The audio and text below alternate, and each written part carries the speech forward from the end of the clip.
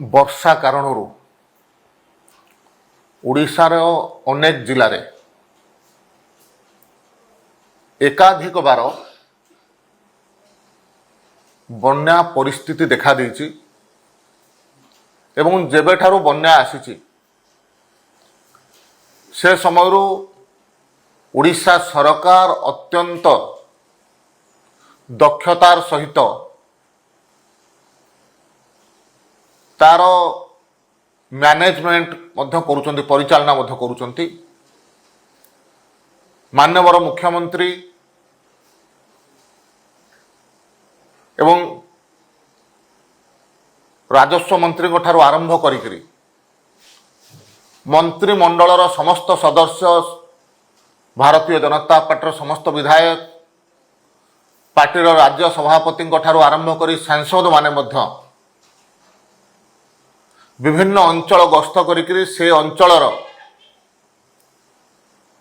ବନ୍ୟାର ପରିସ୍ଥିତିକୁ ସମୀକ୍ଷା କରିକିରି କେମିତି ଲୋକଙ୍କ ପାଖରେ ସରକାରୀ ସୁବିଧା ପହଞ୍ଚିବ, ଲୋକମାନେ କୋଉ ପ୍ରକାର ଭାବରେ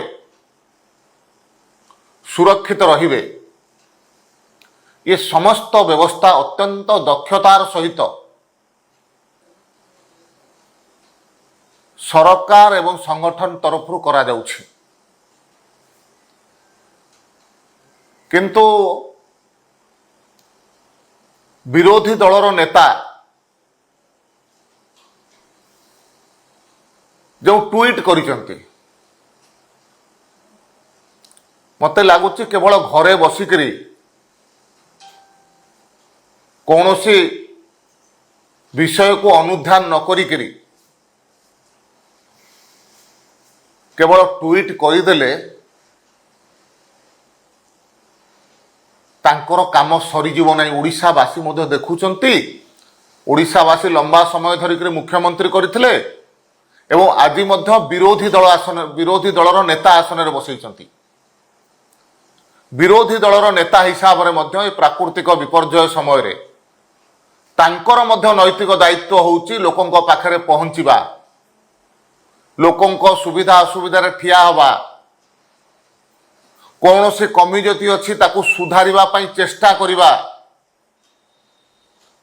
କିନ୍ତୁ ଏ ବର୍ଷ ଓଡ଼ିଶାରେ ବାରମ୍ବାର ବନ୍ୟା ଆସିଲା ପରେ ମଧ୍ୟ ଦିନେ ମଧ୍ୟ ସେ ତାଙ୍କର ଘରୁ ବାହାରି ନାହାନ୍ତି, ଦିନେ ମଧ୍ୟ କୌଣସି ବନ୍ୟା ପ୍ଲାବିତ ଅଞ୍ଚଳକୁ ଗସ୍ତ କରିନାହାନ୍ତି। ତେଣୁ କୌଣସି ଆଡ଼କୁ ନ ଯାଇକରି କୌଣସି ଲୋକଙ୍କର ସୁବିଧା ଅସୁବିଧାରେ ଠିଆ ନ ହୋଇକରି ଏ ପ୍ରକାର ଯଦି କେବଳ ଟ୍ୱିଟ୍ କରିକିରି ସେ ତାଙ୍କର କାମ ସାରିଦେବେ ବୋଲି ଭାବୁଛନ୍ତି, ତାହେଲେ ଓଡ଼ିଶାର ଲୋକ ଏ ପ୍ରକାର ଚଞ୍ଚକତାକୁ, ଏ ପ୍ରକାର ମାନସିକତାକୁ ଜଣେ ବିରୋଧୀ ଦଳର ନେତାଙ୍କର ଗ୍ରହଣ ବିଲକୁଲ କରିବେ ନାହିଁ। ଓଡ଼ିଶାବାସୀ ଅତ୍ୟନ୍ତ ସଚେତନ, ସେ ଦେଖୁଛନ୍ତି ସରକାର କୋଉ ପ୍ରକାର ଭାବରେ କାମ କରୁଛି ଏବଂ ବିରୋଧୀ ଦଳ ଘରୁ ନ ବାହାରିକିରି କେବଳ ଗଣମାଧ୍ୟମ ବା ଟ୍ୱିଟ୍ କରିକିରି ତାଙ୍କର କାମ ସାରିଦେବା ପାଇଁ ଯାହା ଚେଷ୍ଟା ବା ଅପଚେଷ୍ଟା କରୁଛନ୍ତି, ସେମାନେ ବିଲକୁଲ ସଫଳ ହେବେ ନାହିଁ।